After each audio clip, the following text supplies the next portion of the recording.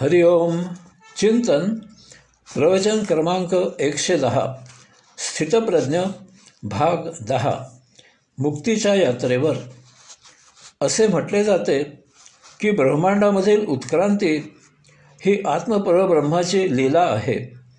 ती एक मौज गंमत खेळ आहे. म्हणजे नेमके काय हेच आपल्याला आता स्थितप्रज्ञता ज्ञात झाल्यावर माहीत करून घ्यायचे आहे. कारण स्थितप्रज्ञता म्हणजे शून्यामध्ये जगणे, त्यात कैवल्यानंदात जगणे आणि या शून्यमय कैवल्यामध्येच पूर्णत्व प्राप्त करणे. यासाठी विशेष करून ब्रह्मांडाच्या उत्पत्तीची, ब्रह्मांड नायकाची या अनुषंगाने आपल्याला आवश्यक ती सर्व माहिती असली पाहिजे. एवढ्यासाठीच या लेखाचा प्रपंच आहे. ब्रह्मांडाच्या निर्मितीबद्दल मी इतर अनेक लेखांमध्ये सविस्तर लिहिले आहे. येथे अगदी आवश्यक तेवढेच उद्घृत करतो. येथे मूलभूत एक परमदिव्य पोकळी आणि त्या परमदिव्य पोकळीची दिव्य शक्ती होती. या परमपोकळीचा विशेष असा की ती अमर्याद विस्तारू शकते. या अर्थी त्या परमपोकळीला आपण ब्रह्म म्हणजे अमर्याद पसरण्याची क्षमता असे म्हणतो. तिच्या परमशक्तीला परमात्मा असे म्हणतो. या दोहोचे मिळून आत्मपरब्रह्म असे नामकरण झाले. याला श्रीमद भगवद्गीतेने पुरुषोत्तम असे म्हटले आहे. आत्मपरब्रह्म पुरुषोत्तमामध्ये त्या परमशक्तीमुळे त्यात मूलतःच स्वभावतःच नैसर्गिकपणेच परमध्वनी, वायू, चैतन्य, प्राण, ऊर्जा, तेज, प्रकाश ही सप्तब्रह्मतत्वे होती. ही सप्तब्रह्मतत्वे त्या परमपोकळीमध्ये सतत चळवळ वळवळ करत होती. यामुळे त्यामधून न भूतो न भविष्यती असा महाविस्फोट झाला. त्या स्फोटाच्या परमदिव्य महाध्वनीला आपण ओम असे म्हणतो. या विस्फोटामधून आगीचे अगणित महातत्वलोळ सप्तब्रह्मतत्वांसह बाहेर फेकले गेले. यामधील सप्तब्रह्मतत्वांमुळे ते स्वतःसोबती फेरे घेत होते. त्यांचे आकर्षण त्यांच्या मातुलाच्या म्हणजे ब्रह्मांडाच्या केंद्रस्थानी तसेच राहिले. यामुळे ते स्वतःसह आत्मपरब्रह्मासभोवती फेरे घेत राहिले. या योगे त्यांना नैसर्गिकपणे गोलाई आली. यथा कालावधी यातील काही लोळ शांत, शीतल, थंड झाले. त्यांना आपण ग्रह असे म्हणतो.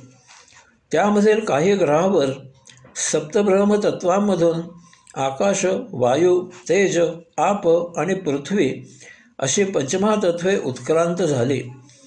त्यामधून यथाकाळी प्रथम माती, दगड, पर्वत वगैरे विविध अचल निर्जीव वस्तुजगत उत्क्रांत झाले. त्यामधून यथाकाळी शेवाळ, रान, वनस्पती, वृक्ष वगैरे विविध अचल सजीव उत्क्रांत झाले. यथा कालावधी त्यामधून मासे, किडे, आळ्या, मुंग्या, पक्षी, पशु वगैरे जलचर, भूचर, नभचर असे विविध चल सजीव उत्क्रांत झाले. अंतिमतः ही उत्क्रांती मानवी देहे थांबली. अशा प्रकारे पृथ्वी आदी ग्रहांवर नरमादी या जोडगोळीमधून सजीवसृष्टी विविधांगाने नटली. हे सर्व सांगायचा उद्देश असा आहे की येथे मूलतः स्वभावतःच नैसर्गिकपणे अनंत, आदी, अनादी, अदृश्य, अरूप, निराकार, सूक्ष्मातिसूक्ष्म ब्रह्म म्हणजे परमशून्य होते. तथापि त्यामध्ये मूलभूत स्वभावतःच नैसर्गिक, अनंत, आदी, अनादी, अदृश्य, अरूप, निराकार, सूक्ष्मातिसूक्ष्म परमात्म्यामधील सप्तब्रह्मतत्वांमुळे ते शून्य असूनही पूर्ण होते. कारण पुढे यथाकाळी या शून्यामधूनच ओम असा महादिव्य परमध्वनी होऊन काही ग्रहावर विविध आणि वैचित्र्यपूर्ण अचल चल सजीव सृष्टी उत्क्रांत झाले.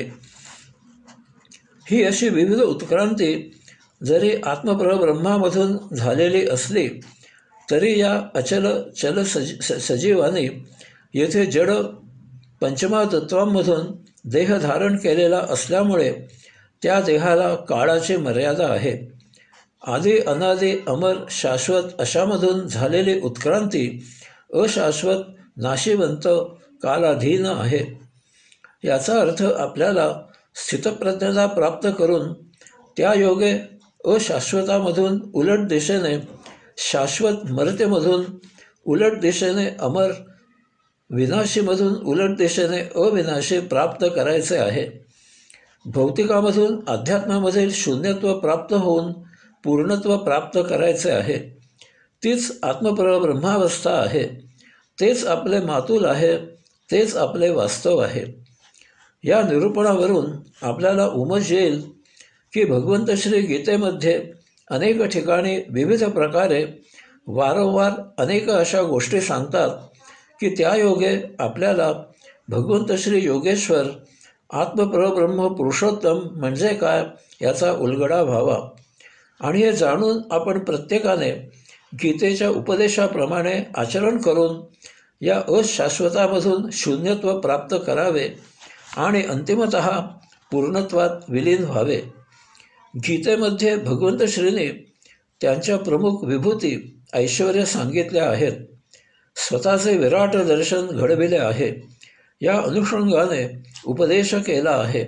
स्थितप्रज्ञाने हे सर्व जाणून मुक्त व्हायचे आहे. गीतेमध्ये 7व्या अध्यायापासून 11व्या अध्यायापर्यंत भगवंत श्रीने त्यांच्या प्रमुख विभूती ऐश्वर्य सांगितल्या आहेत. यावरून आपण हे जाणायचे आहे की येथे सर्व काही भगवंत श्रीच आहेत. कारण ब्रह्मांडमधील संपूर्ण उत्क्रांती एकमेवा द्वितीय अशा त्यांच्यामधूनच झालेली आहे. यामुळे भगवंत श्री सकारात्मक आणि नकारात्मक अशा परस्पर विरुद्ध असलेल्या गोष्टी त्यांच्यात विभूती ऐश्वर्य आहेत असे सांगतात. हे समजायला जड जाते, परंतु हीच त्यांची लीला, खेळ, गंमत, मौज आहे. ती आपण ज्ञानाने जाणून स्वीकारायची. म्हणजे काय करायचे ते आता येथे पाहू.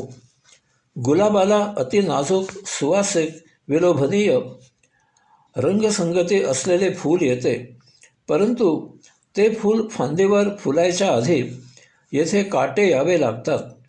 दुर्गंधीयुक्त चिखलामध्ये सुगंधीयुक्त कमळाचे फूल येते. शेतात खत, शेणामातीचा चिखल करून पेरणी करावी तेव्हा धान्य उगवते. मेहनतीचे पहाड फोडावेत, अंगामधून घामाच्या धारा व्हाव्यात, तनमन एक करावे तेव्हा यश मिळते. याचा अर्थ असा आहे की परस्पर विरुद्ध गोष्टी एकत्र येतात तेव्हा त्यामधून तिसरी निराळीच सृजनात्मक गोष्ट प्राप्त होते. म्हणून देवदानव, सुखदुःख, गरीब श्रीमंत इत्यादी अशा कोणत्याही द्वंद्वाचा हेवा करायचा नाही. या दोघांचाही मोठ्या आनंदाने स्वीकार करून पूर्ण समाधानाने जगायला शिकायचे.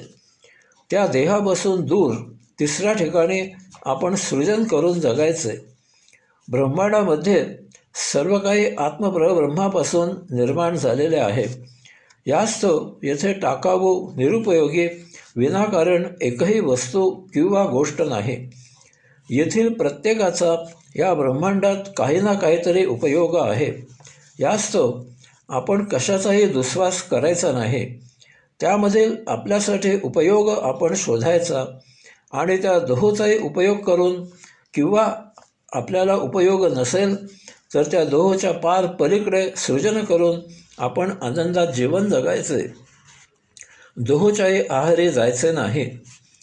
भगवंत श्रीपद जाण्यासाठी आपल्याला त्यांच्याप्रमाणे शुद्ध, पवित्र, निर्गुणी व्हावे लागते. कारण शुद्ध पाण्यात शुद्ध पाणीच एकरूप होते.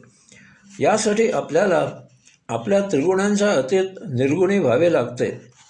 म्हणजेच आपल्याला जगण्यापुरताच भौतिकाचा उपयोग करावा लागतो. तसेच आपल्याला भगवंत श्रींच्या योगधामी पोहोचण्यापुरताच अध्यात्माचा उपयोग करावा लागतो. अशा प्रकारे यथाकाळी भौतिक आणि अध्यात्म असे दोहोपासूनही आपल्याला दूर व्हावे लागते. हे दूर होणे जेव्हा आपण निर्गुणी होतो तेव्हा आपल्याही नकळत आपोआप होते. यासाठी साधना आहे मामनुस्मर, माम एकम शरणं व्रज. यासाठी भगवंत श्रीवर पूर्ण भाव भक्ती श्रद्धा ठेवायची. या अशा भक्तियोगे भगवंत श्रीमधील ज्ञानयोग प्राप्त करायचा. प्राप्त कर्मयोगासाठी आवश्यक तो ज्ञानयोग प्राप्त करायचा आणि या अशा ज्ञानयोगाच्या अनुषंगाने कर्मयोग करून देह जीवित ठेवायचा. हीच आपण प्राप्त केलेली स्थितप्रज्ञता आहे. उर्वरित संपूर्ण वेळ भगवंत श्रीवर ध्यान साध्य करावे.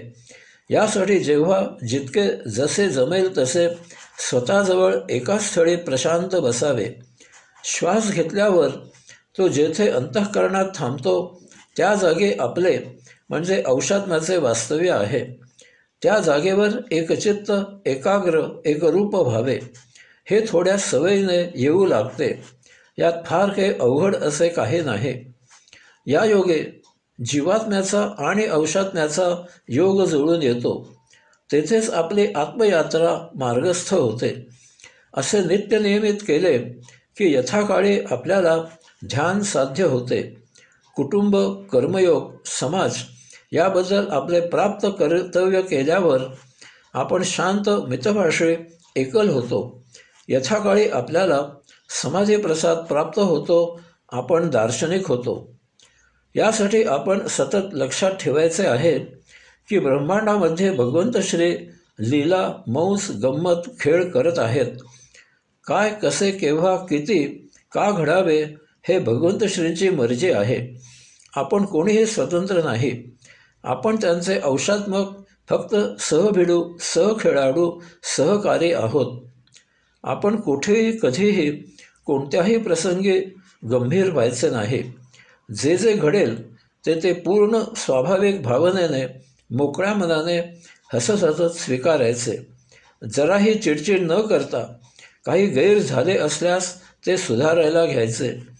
जर एखादी गोष्ट सुधारायच्या पलीकडे घडली असली तर तो भगवंत श्रींच्या लीलेचा प्रसाद आहे हे जाणून त्याचा हसत स्वीकार करायचा. आपण भगवंत श्रींसाठी जगत आहोत. आपण कोणीही स्वतंत्र नाही.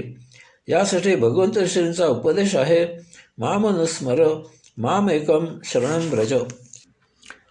येथे स्थितप्रज्ञता ही 10 चिंतनांची लेखमाला संपन्न होत आहे. हरिओम.